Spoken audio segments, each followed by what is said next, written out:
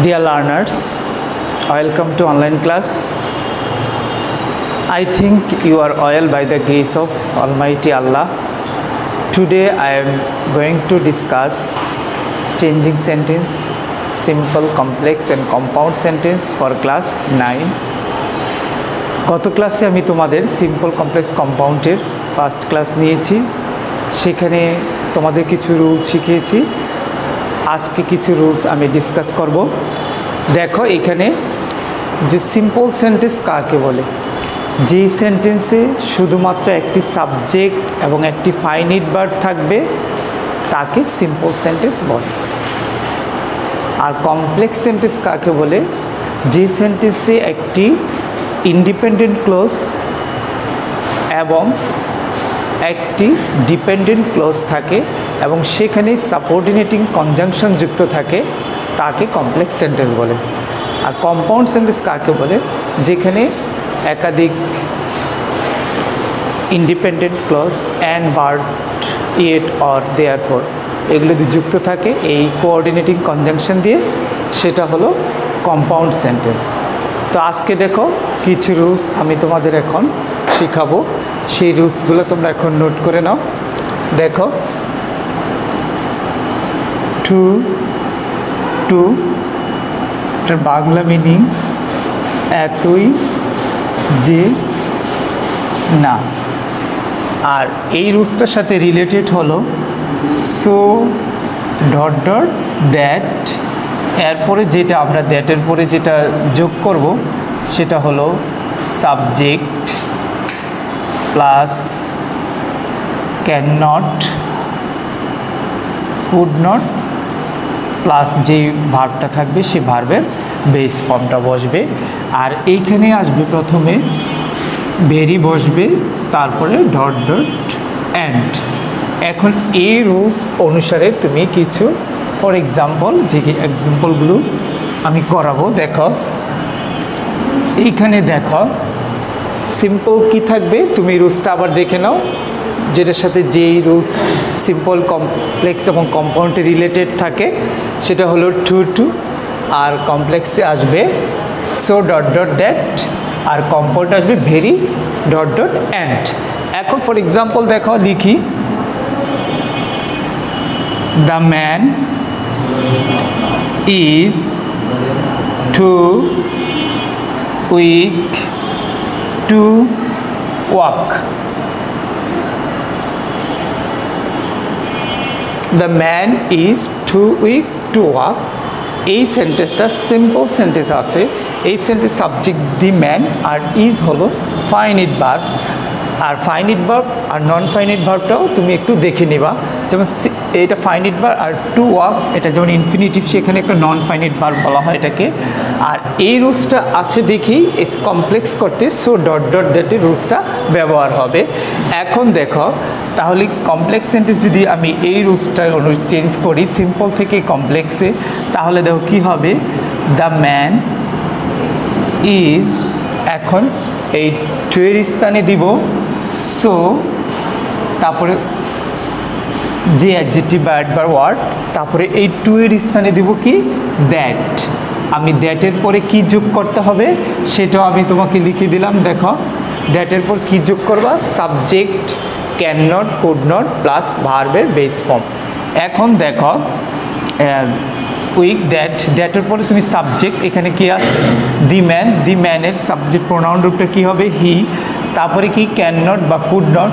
কখন can not could not হবে, যখন এই সেন্টেন্সের যে ভার্বটা, যে প্রথম যে ভার্বটা সেটা যদি তোমার প্রেজেন্ট টেন্স হয় তাহলে দিবা ক্যান নট, তারপর যদি পাস্ট টেন্স হয় তাহলে দিবা কি কুড নট। তাহলে অ্যাম ইজ আর প্রেজেন্ট, তাহলে আমি এখানে ক্যান নট করবো।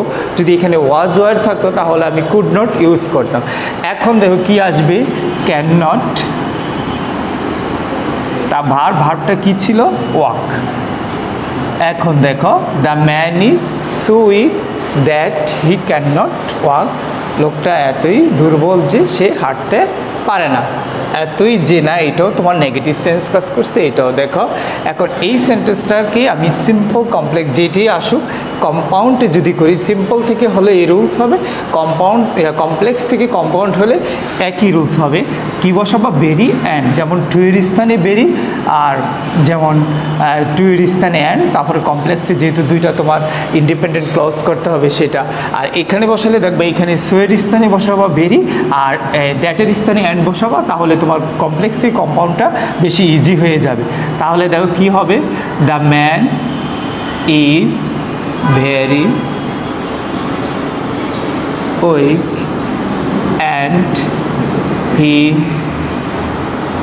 cannot walk। তাহলে দেখো আরেকটা এক্সাম্পল দেখো পাস্ট টেন্সের। The girl was too lazy to shine in life। তাহলে এই সিম্পল সেন্টেন্সটাকে আমি এখন কমপ্লেক্সে চেঞ্জ করব। দেখো দ্য গার্ল ওয়াজ, ঠিক আগের মতোই টু এর স্থানে কি বসাবো? সো টু এর স্থানে দ্যাটের পরে কি বসাবো? সাবজেক্ট, এখানে দি গার্ল, সাবজেক্টে কি হবে? শি, এখানে ভার্বটা ওয়াজ, তাহলে কি হবে? কুড নট, যদি অ্যামিজার থাকে তাহলে ক্যান নট। টেন্স তোমাকে মিলাতে হবে দুইটা ক্লজেরই, তাহলে কি আসবে? কুড নট, তারপরে ভার্ব কি দেওয়া ছিল? Shine in life. এখন দেখো তারপরে এই সেন্টেন্সটাকে যদি আমি কম্পাউন্ড করি তাহলে কি আসবে? The girl was very lazy and she could not shine in life। এখানে কমপ্লেক্স সেন্টেন্সে যে বলেছিলাম যে তোমার কি হবে? দুইটা ক্লজ হবে, যেটা দেখো এখানে একটা ক্লজ আর এখানে একটা ক্লজ, ঠিক আছে? তাহলে তুমি যখন সিম্পল সেন্টেন্সে টু দেখবা, কমপ্লেক্সে সেটা তো মনে রাখতে হবে সো ডট ডট দ্যাট, আর কম্পাউন্ডে কি মনে রাখতে হবে? ভেরি এবং অ্যান্ড মনে রাখতে হবে। তাহলে তুমি এই রুলসটা এইভাবে তোমাকে পরীক্ষার হলে তোমাকে ভালো করে আনসার করতে হবে। ডিয়ার লার্নার্স, দেখো আমি আরেকটা রুলস এখানে বোর্ডে লিখেছি, সেই রুলসটা দেখো। সিম্পল সেন্টেন্স থাকবে বাই প্লাস জিরান বা বাইয়ের পরে যে ভার্বের সাথে আইএনজি যুক্ত, সেই রুলসটা এটা থাকলে যদি কমপ্লেক্সে করবা ইজ যুক্ত অ্যাফার্মেটিভ। আর এখানে কম্পাউন্ড আমি ইম্পারেটিভ কেন লিখেছি? তোমাদের বুঝার সুবিধার জন্য ইম্পারেটিভ লিখে ডট ডট অ্যান্ড, মানে এটা অ্যান্ড বসেই করব যেহেতু এটা কম্পাউন্ড সেন্টেন্স করব। ইম্পারেটিভ লিখছি প্রথম শুরুটা ইম্পারেটিভ সেন্টেন্সের যেরকমভাবে সাবজেক্ট উজ্জ থাকে যে ওইভাবে এটা লিখার তোমাদের বুঝার জন্য আমি সেটা লিখেছি। তাহলে বাই প্লাস জিরান্ড সিম্পল সেন্টেন্সে দেখো ফর এক্সাম্পল একটা, by reading attentively you will pass in the exam। এখন দেখো এটা সিম্পল সেন্টেন্স, বাই প্লাস জিরান, বাই প্লাস আমরা জানি বাইয়ের প্রিপোজিশনের পর ভার্বের সাথে আইএনজি যুক্ত হয়। আর এখানে একটা দেখো subject finite verb, you subject, আর উইল পাস যেটা হলো ফাইনাইট ভার্ব। তাহলে একটা সিম্পল সেন্টেন্স এটা আমি বুঝবো। তো এরকম বাই প্লাস জিরান, বাই প্লাস ভার্বের সাথে আইএনজি যুক্ত সিম্পল সেন্টেন্স হলে সেটাকে যদি তুমি কমপ্লেক্স করতে চাও তাহলে কি বসাতে হবে? ইফ। ইফ যেহেতু এখানে ইফ লিখবা, ইফের পরে আমি কমপ্লেক্স সেন্টেন্সে যেহেতু আমরা জানি দুইটা ক্লজ হবে তাহলে দুইটা সাবজেক্ট, তাহলে কি হবে? ইউ। ইফ ইউ, তাহলে যে এই রিডের read, if you read attentively you will pass in the exam। এখন দেখো যে কমপ্লেক্স সেন্টেন্সে কি বলেছিলাম যে দুইটা ক্লজ হবে, একটা ইন্ডিপেন্ডেন্ট আর একটা হচ্ছে ডিপেন্ডেন্ট। তাহলে ইফ যুক্ত ক্লজটা যেগুলো সাবঅর্ডিনেট কনজাংশনগুলো যার সাথে যুক্ত থাকে সেটাই হলো কি ডিপেন্ডেন্ট ক্লজ, আর যেটা ইন্ডিপেন্ডেন্ট যেটা নিজে নিজে অর্থ প্রকাশ করতে পারে তাহলে এখানে দুইটা ক্লজ হলো। তারপর এখানে দেখো কম্পাউন্ড সেন্টেন্স, তাহলে কম্পাউন্ডটা তুমি কীভাবে করবে, আমি ইম্পারেটিভ কেন লিখছি যেন তুমি বুঝতে সহজ হয়। রিড অ্যাটেন্টিভলি অ্যান্ড, যেহেতু আমি এখানে অ্যান্ড যুক্ত করব, and you will pass in the exam. তাহলে তুমি এই রুলস বাই প্লাস জিরানটি এইভাবে করবা। আরেকটু এক্সাম্পল দেখো, by working hard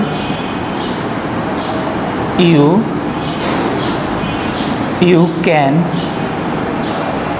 shine in life। তাহলে এটাকে যদি আমি আবার কমপ্লেক্স করি তাহলে কি আসবে, if you work hard you can shine in life।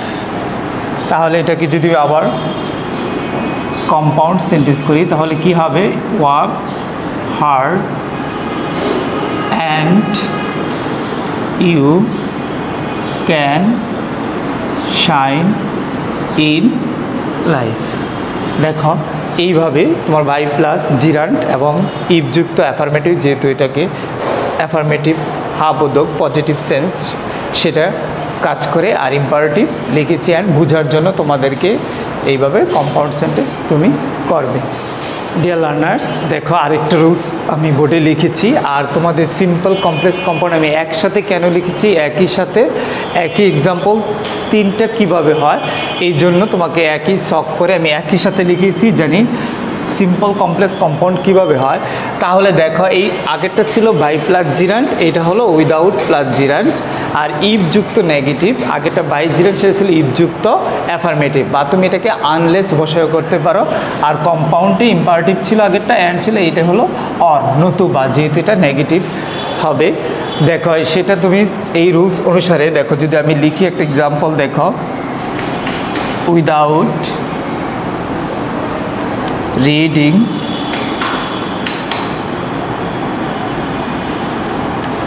attentively you will fail in the exam। এখন দেখো পড়াশোনা মনোযোগ দিয়ে না করলে তুমি পরীক্ষায় ফেল করবে। এটা সিম্পল সেন্টেন্স কীভাবে, উইদাউট প্লাস জিরান, এখানে মেইন সাবজেক্ট হলো ইউ আর উইল ফিল হলো ফাইনিট ভার্ব, তাহলে একটা সাবজেক্ট একটা ভার্ব হলো সিম্পল সেন্টেন্স। এই সেন্টেন্সটাকে যদি আমি কনভার্ট করি বা চেঞ্জ করি কমপ্লেক্সে তাহলে কি যাবো, ইফ যুক্ত বসাবো। তাহলে আগের মতোই দেখো নেগেটিভ করবা, ইফ ইউ, তাহলে ডু নট, যেহেতু negative, do not read attentively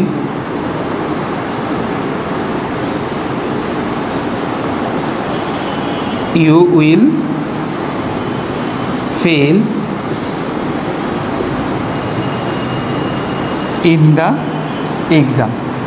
এখন দেখো এই রুলসটার সাথে এটার সাথে এখন তুমি ইফযুক্ত নেগেটিভ করলাম, যদি আনলেস দিয়ে করি তাহলে অর, দেখো আনলেস দিয়েও করতে পারবা, unless you read attentively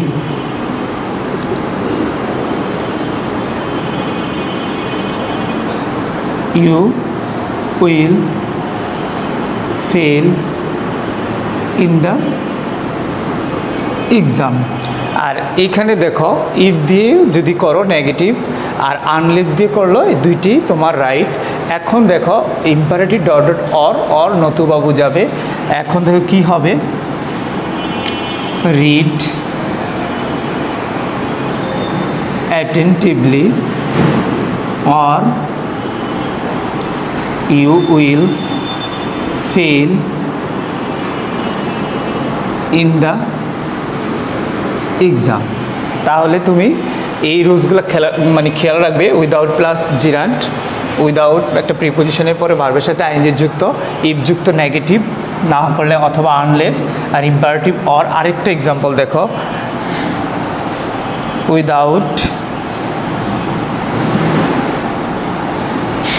without working hard you